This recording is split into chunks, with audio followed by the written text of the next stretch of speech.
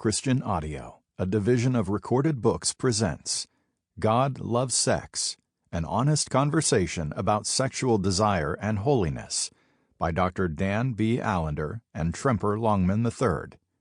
Narrated by Mike Carnes. How beautiful your love, my sister, my bride! How much better your love than wine, and the scent of your oils than spices. Song of Songs, chapter 4, verse 10. Introduction. Holy sex.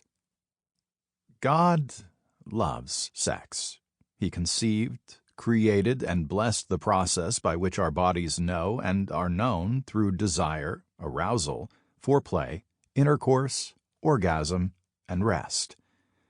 Sex is meant by God to be one of the bridge experiences between earth and heaven. It awakens and intersects our deepest physical and spiritual desires.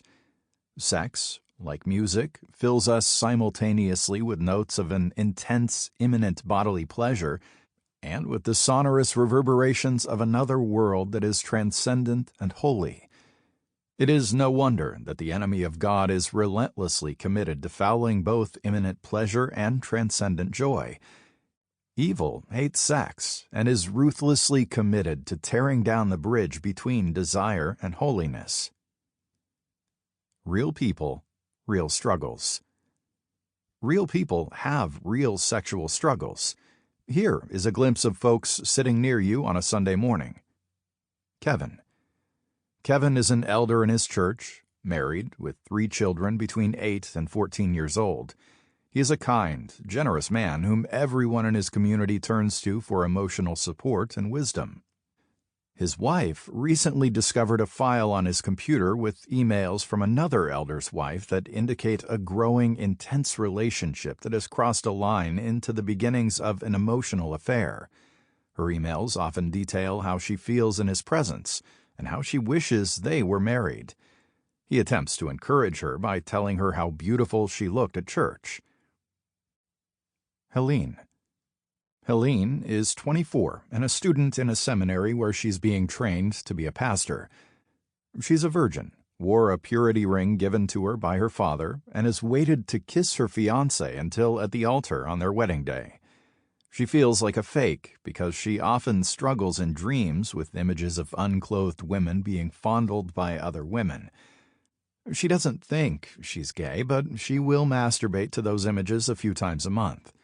Her parents were so strict about sex that they asked her to cover her eyes if a television show portrayed 2 unmarried people kissing. But when they visited her grandparents, her parents said nothing about the pornography that was stacked in a magazine rack next to the only commode in the house. Matthew. Matthew is newly divorced and just starting to date again. He joined a popular Christian dating site and developed a profile that focuses on his desire to follow the leading of Jesus. He's struggling with the loss of his marriage after his wife had an affair. After the second date with a woman he enjoyed, she showed up at his apartment in a trench coat, and when he opened the door, she pulled her coat back to reveal she was naked except for high boots. He stammered, closed the door, and drank a bottle of wine as he watched television that night. It should be obvious that we live in a mad world that is sexually tinged and provocative in every media outlet, workplace, church, neighborhood, and home. We live in an increasingly sexual milieu that is progressively transgressing the boundaries of every sexual practice, including pedophilia. Miley Cyrus, in the now infamous Video Music Awards show, masturbates and performs simulated fellatio on her partner while wearing a bear costume. Her stage is filled with dancers wearing large teddy bears on their backs. The image couldn't be clearer. The symbol of childhood innocence, a teddy bear, is participating in the sexual emancipation of a child star, Hannah Montana, into the sexual freedom of a vamp. It is not that Miley Cyrus is promoting pedophilia, but she is reveling in the power of transgressing childhood innocence, and that is similar to the desire of a pedophile. We live in a world where sexual desire seems anything but holy. Instead, Sample complete. Ready to continue?